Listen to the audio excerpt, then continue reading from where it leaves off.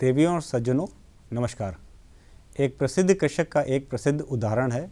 मेरे दादाजी कहते थे कि जीवन में कभी ना कभी एक बार आपको डॉक्टर, वकील, पुलिसकर्मी और शिक्षक की ज़रूरत होती है, लेकिन वहीं प्रत्येक दिन 3 बार आपको किसान की ज़रूरत होती है। इसीलिए हम आज राष्ट्रीय किसान दिवस के शुभ अवसर पर हमारे देश के अन्नदाताओं को समाज में उनके योगदान के लिए उन्हें प्रोत्साहित और सम्मानित करने आपके सम्मुख उपस्थित हैं। किसान दिवस हर साल 23 दिसंबर को हमारे भारतीय अर्थव्यवस्था की रीढ़ और ग्रामीण समृद्धि में महत्वपूर्ण योगदान करने वाले हमारे अन्नदाताओं के संघर्ष को सम्मान देने के लिए मनाया जाता है। प्रत्येक किसान का बैंकर भारतीय स्टेट बैंक को किसान के साथ इस दिन को उनके साथ साझा कर जश्न मनाते हुए काफ़ी प्रसन्नता है। हमारे अन्नदाता अपने श्रम के माध्यम से न केवल हमें भोजन सुलभ कराते हैं, बल्कि विभिन्न उद्योगों और व्यवसायों के विकास में भी अपना योगदान देते हैं। कपड़ा से लेकर दवाओं तक कोई ऐसा क्षेत्र नहीं है जहां किसानों का योगदान नहीं है। कृषि का महत्व केवल खेतों तक सीमित नहीं, बल्कि यह हमारी राष्ट्रीय पहचान और आर्थिक समृद्धि है, जैसा कि हमारे प्रिय तिरंगा में हरे रंग से दर्शाया गया है। भारतीय अर्थव्यवस्था में किसानों की भूमिका को इस तथ्य से रेखांकित किया जा सकता है कि आज कृषि क्षेत्र 140 करोड़ भारतीयों को खाद्य सुरक्षा प्रदान करता है और देश की जीडीपी में 18% योगदान देता है। यहाँ तक कि कोविड-19 महामारी के दौरान भी कृषि ही एकमात्र क्षेत्र था जिसमें वृद्धि देखी गई। यह हमारे किसानों के विपरीत परिस्थितियों का सामना करने और उन जीवन की कठिन समय से उबरने की क्षमता को दर्शाता है, जिसने हमारे देश को गेहूँ, चावल, मसाले, चाय, कॉफ़ी, चीनी, फल आदि के साथ साथ डेयरी, मछली, मुर्गी पालन, मांस आदि संबद्ध क्षेत्र के सबसे बड़े उत्पादकों में से एक बना दिया है। इन उपलब्धियों के बावजूद किसान अभी भी खुद को चुनौतीपूर्ण स्थिति में पाते हैं। किसान सबसे ज़्यादा जोखिम उठाते हैं, फिर भी उन्हें न्यूनतम लाभ मिलता है। तमाम जोखिम और कड़ी मेहनत करने के बावजूद किसान आज समाज में आपूर्ति श्रृंखला में सबसे निचले पायदान पर है।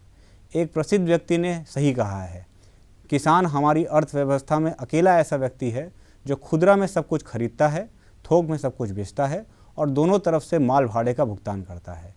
आज जब हम किसान दिवस को मना रहे हैं तो यह आवश्यक है कि हम अपने कृषक समुदाय के उसके सामने आने वाली कठिनाइयों पर विचार करें तथा समाज में उनके अमूल्य योगदान को स्वीकार करें।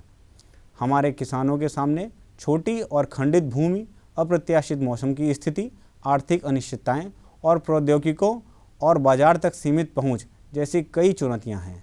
ये सभी चुनौतियां किसानों के लिए लाभ अर्जित करना कठिन बना देती हैं। आज सभी की यह जिम्मेदारी है कि हम साथ आएं, इन चुनौतियों को समझें और स्थायी समाधान खोजने की दिशा में काम करें। कृषक समुदाय का उत्थान करने वाली नीतियाँ केवल आवश्यक ही नहीं, बल्कि उनकी समृद्धि और कल्याण सुनिश्चित करने के लिए भी आवश्यक हैं। भारत सरकार ने किसानों के कल्याण और कृषि समुदाय की समग्र समृद्धि के लिए लगातार अपनी प्रतिबद्धता दिखाई है। कई ऐतिहासिक पहलों के साथ हम आत्मनिर्भर भारत अभियान के तहत 2 महत्वपूर्ण पहलों की दिशा में अन्नदाताओं का ध्यान आकर्षित करना चाहते हैं, जिसका उद्देश्य किसानों की आजीविका को बेहतर बनाना और उनकी आय बढ़ाना है। कृषि अवसंरचना कोष कृषि परिदृश्य के आधुनिकीकरण और किसानों की आय बढ़ाने की दिशा में एक महत्वपूर्ण कदम है।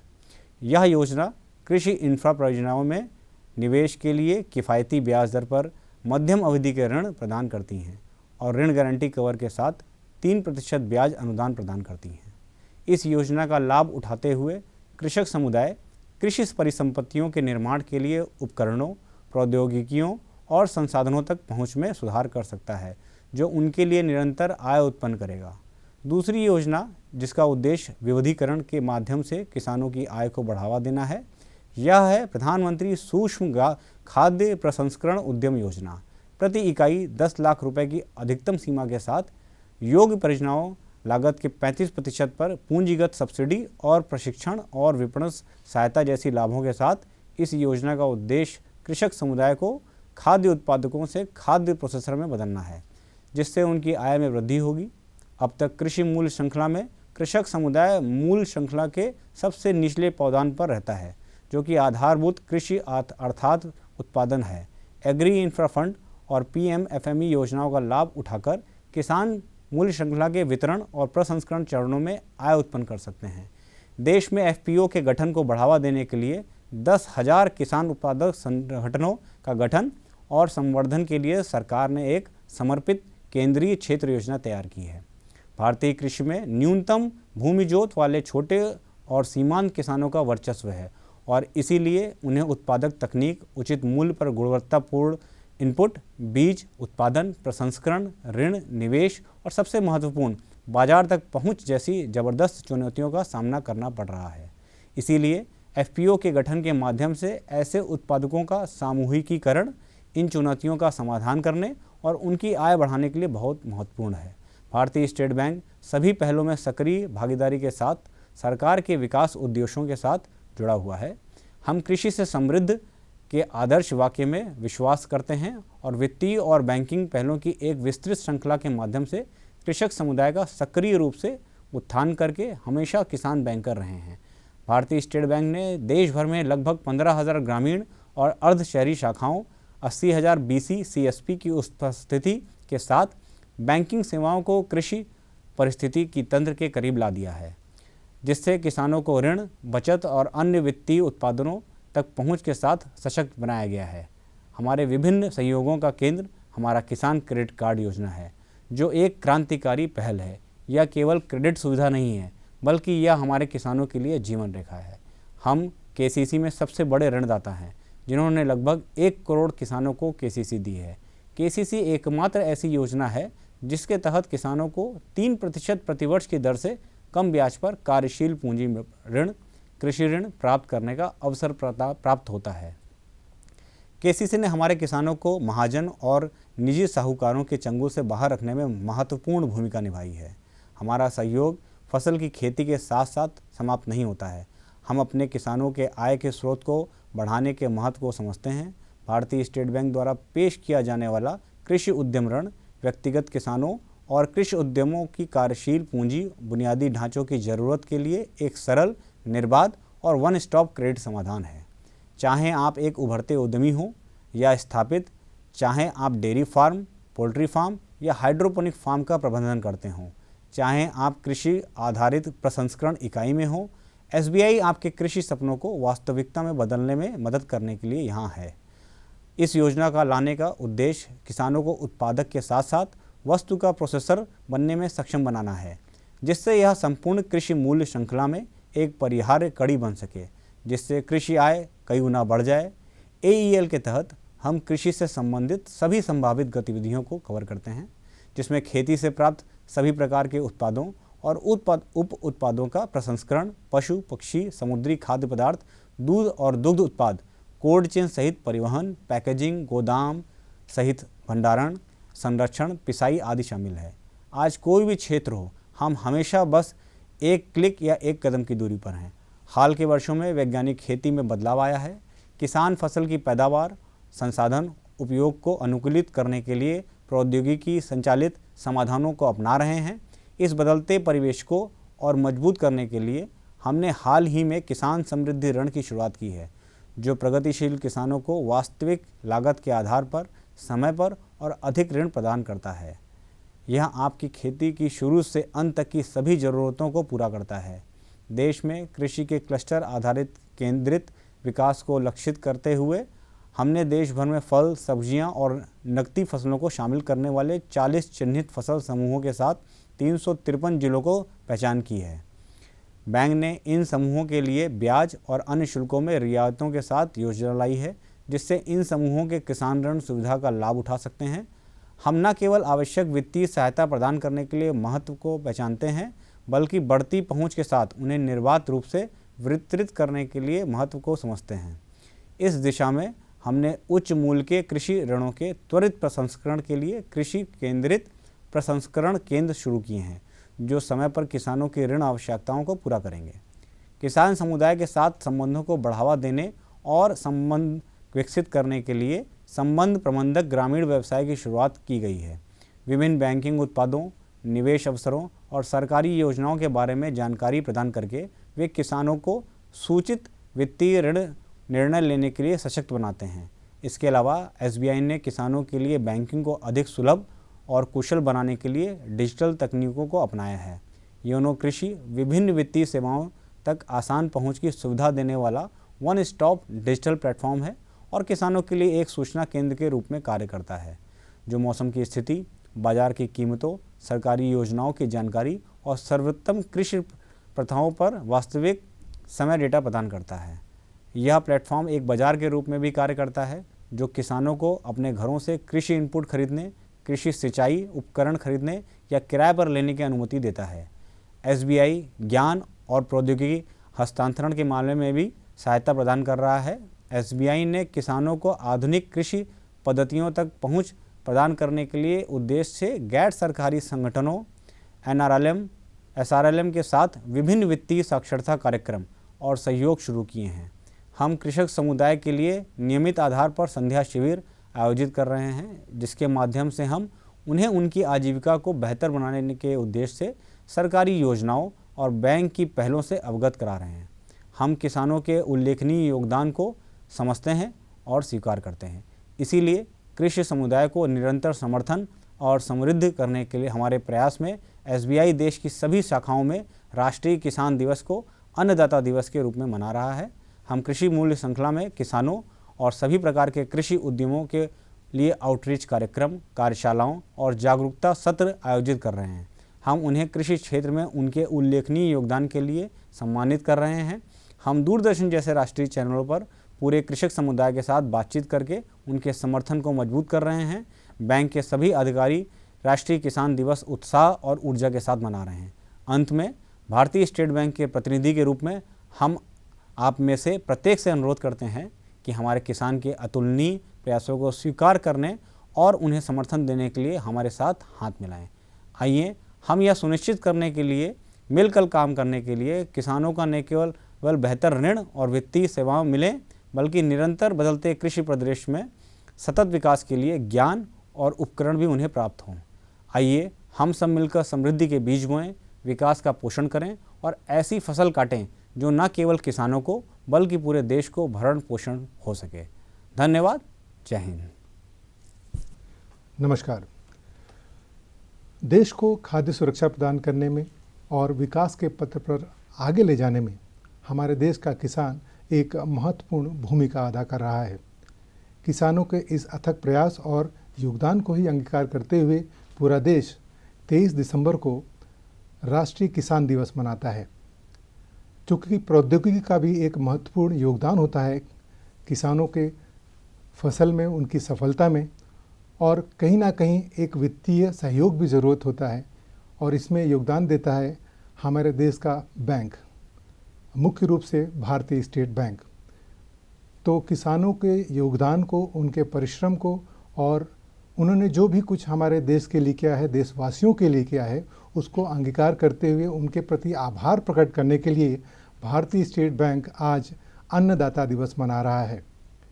तो अन्नदाता दिवस मनाने के पीछे क्या उद्देश्य है, क्या लक्ष्य है, इस पर विस्तार से चर्चा करने के लिए स्टूडियो में हमारे साथ उपस्थित है भारतीय स्टेट बैंक में पोर्ट ब्लेयर क्षेत्रीय प्रबंधक श्री सिद्धार्थ गुप्ता जी। सर, कार्यक्रम में आपका स्वागत है। बहुत बहुत धन्यवाद। मैं सबसे पहले दूरदर्शन का धन्यवाद देना चाहता हूं कि उन्होंने हमको एक मंच उपलब्ध कराया जहां से हम किसानों का आभार प्रदान कर सकें और अन्नदाता दिवस हम लोग मनाना चाहते हैं।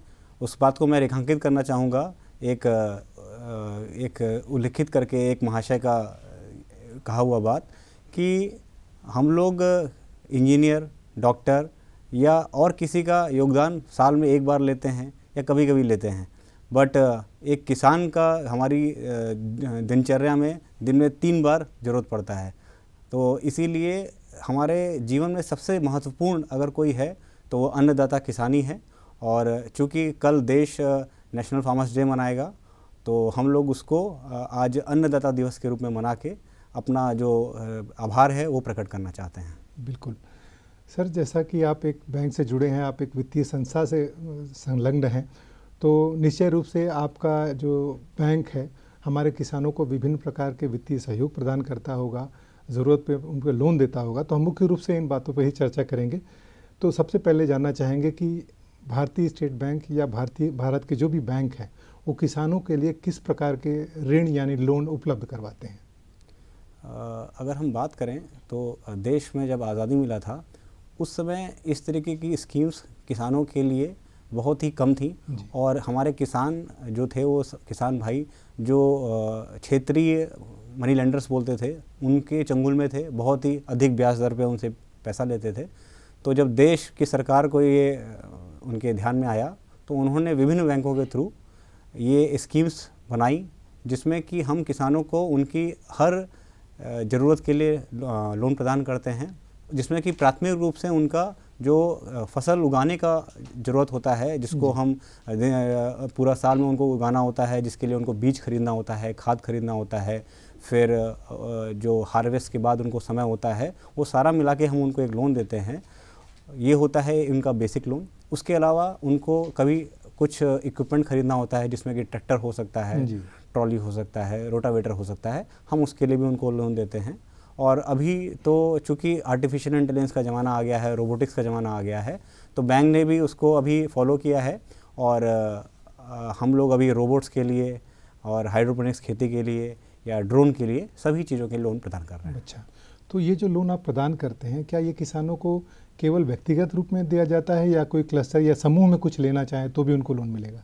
नहीं, बहुत ही सरल तरीका है कि उनको जैसे सुविधा लगेगा, अगर वो अकेले लेना चाहेंगे तो उनको इंडिविजुअल के रूप में मिल जाएगा, और अगर वो चाहेंगे कि उनको एक फॉर्मेशन होता है, एफपीओ बोलते हैं, फार्मर प्रोड्यूसर्स ऑर्गेनाइजेशन, उसमें कई सारे किसान सम्मिलित होकर बहुत सारी चीज़ों का लाभ लेना चाहते हैं, क्योंकि एकता में शक्ति होती है। तो जब वो 200-300 किसान मिलते हैं तो उनको हर तरीके का लाभ मिलता है। तो अगर उस पद्धति में जाके भी लोन लेना चाहते हैं तो उस तरीके से भी उनको लोन दिया जा सकता है।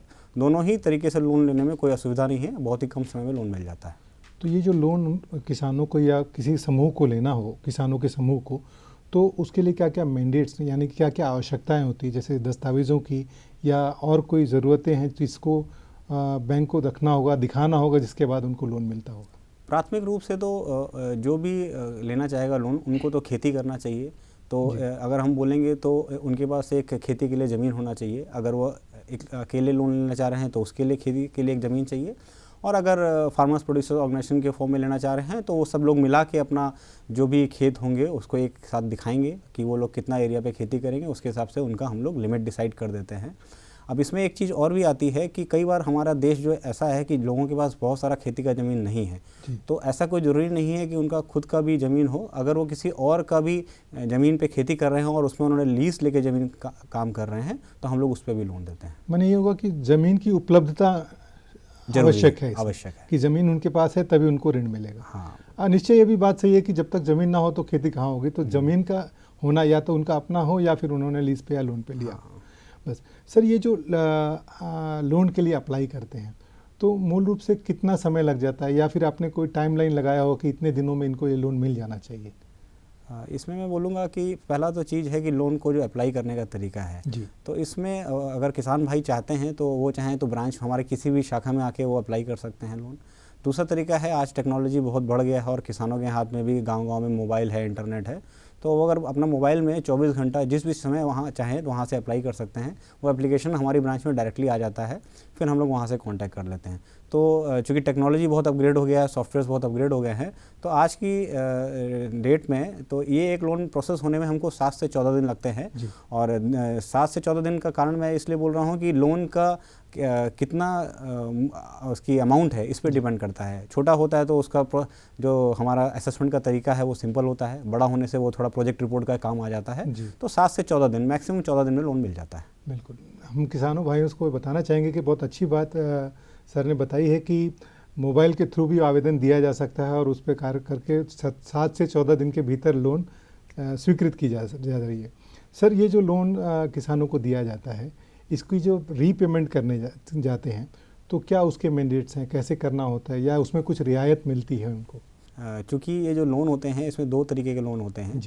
एक लोन होता है जिसको वर्किंग कैपिटल लोन बोलते हैं, और दूसरा जो है वो लंबी अवधि का लोन है। तो ये जो वर्किंग कैपिटल लोन है ये कम अवधि का लोन होता है, और इसमें भारत सरकार प्रमोट करती है कि आप समय पे ऋण का भुगतान करें।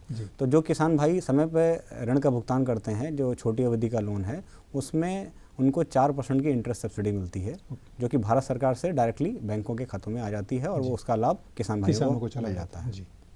सर, ये जो लोन आप स्वीकृत करते हैं, तो यदि कोई किसान व्यक्तिगत रूप से लोन लेना चाहे तो अधिकतम कितना लोन ले सकता है, या फिर समूह में लेना चाहे तो कितना लोन मिल सकता है? इसमें अगर मैं बात बोलूँगा, कम से कम लोन का जो अमाउंट है वो 10,000 है जी। और ज़्यादा से ज़्यादा लोन का अमाउंट 100 करोड़ तक है जी। तो हमारे देश में बहुत आप बड़े बड़े किसान भी हैं जिन्होंने 50-50 करोड़ के लोन भी लिए हुए हैं। अच्छा। तो मतलब 10 करोड़ से लेके 100 करोड़ तक आप लोन ले सकते हैं। आवश्यकता के अनुसार हर किसान को लोन मिल जाएगा। सर, अभी आपने शुरुआत में ही बात कही थी कि तकनीकी के साथ किसान भी आगे बढ़ रहे हैं, तो ड्रोन्स के लिए और रोबोटिक्स के लिए भी लोन प्रदान करते हैं। तो क्या इसके लिए कुछ अलग से मैंडेट्स होते हैं कि तकनीकी सहयोग के लिए अगर लोन लेना है तो कुछ और स्पेसिफिकेशंस देना होगा? इसमें एक्चुअली क्या है कि वैसे तो बहुत कोई डिटेल स्पेसिफिकेशन नहीं है, बट चूँकि किसान अगर कोई तकनीक का इस्तेमाल करना चाह रहा है तो ऐसा तो ज़रूर है कि वो उतना ट्रेनिंग उनके पास खुद नहीं होगा। तो इसमें कंसल्टेंट्स रहते हैं जो कि उनको पूरा मदद मुहैया कराते हैं और इस तरीके से हर जगह पर चूँकि भारत सरकार का भी इस पर जोर रहा है, तो ये एक पूरा इस तरीके से डेवलप हो गया है सिस्टम, जहाँ पर लोग कंसल्टेंसी का फ़ीस लेते हैं और पूरा का पूरा उनका सेटअप करा के देते हैं। जैसे मैं आपको उदाहरण दे सकता हूँ, हाइड्रोपोनिक्स में जैसे एक पूरा आपको कम जगह पे और बहुत अच्छा उत्पादन पैदा हो सकता है, बट अगर कोई नया करना चाहेगा तो उसमें सफलता एक बार में मिल जाए तो मुश्किल है। तो इसके लिए ट्रेंड प्रोफेशनल हैं, वो थोड़े फीस लेते हैं और उसके बेसिस पे आपको पूरा आपको एक बार रेडी करके देंगे, बना के देंगे। फिर एक बार आप जब सीख जाएंगे तो आप खुद उसको कर सकते हैं। तो किसान को खुद वो चलाना आए ये ज़रूरी नहीं है, उसके लिए पूरा तंत्र तैयार कर दिया गया है। उनका इच्छा होगा तो आज की डेट में सारी सुविधा मुहैया हैं। बिल्कुल। सर, अंडमान निकोबार द्वीप समूह के परिप्रेक्ष्य में बात करें तो यहाँ पे कुछ चुने हुए क्षेत्रों में ही खेती की जाती है। और ऐसे में किसानों तक पहुँचना आपके बैंक के लिए कुछ चैलेंजिंग हो सकता है। तो कैसे आप अप्रोच करते हैं लोगों को या किसानों को जागरूक करते हैं कि वो बैंक के पास आए, सहयोग ले, लोन लें? इसमें मैं अपना बैंक को और अपना बैंक के कर्मचारियों को भाग्यशाली मानूंगा कि हम लोग, आपकी जानकारी के लिए, हम लोग भारतीय स्टेट बैंक का अंडमान द्वीप समूह में टोटल 27 ब्रांचेस है जी। तो हम लोग यहाँ पर लगभग 5 आइलैंड्स में उपस्थित हैं, जिसमें हम लोग ननकौड़ी में भी हैं, कार निकोबार में भी हैं, आपका हडबे में भी है, रामकृष्णपुर में है, इधर दिगलीपुर में है। तो लगभग जहाँ जहाँ खेती हो रही है हम सब वहाँ पर उपस्थित हैं। तो किसान भाइयों को कहीं भी दूर जाने की ज़रूरत नहीं है, वो पास में ही देखेंगे, उनको भारतीय स्टेट बैंक का ब्रांच मिल जाएगा और उनको जो भी किसान या ऋण का सुविधा होगा वो हम उनको तुरंत ही मुहैया करा सकते हैं।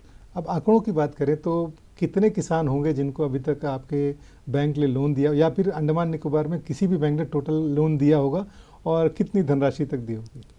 इसमें अगर मैं किसान भाइयों की बात करूं तो टोटल किसान जो हम लोग के पास आंकड़ा है भारत सरकार के तरफ से, करीब 15,000 लोग ऐसे हैं जो खेती कर रहे हैं, जिसमें एक स्तर की खेती बोल सकते हैं जी।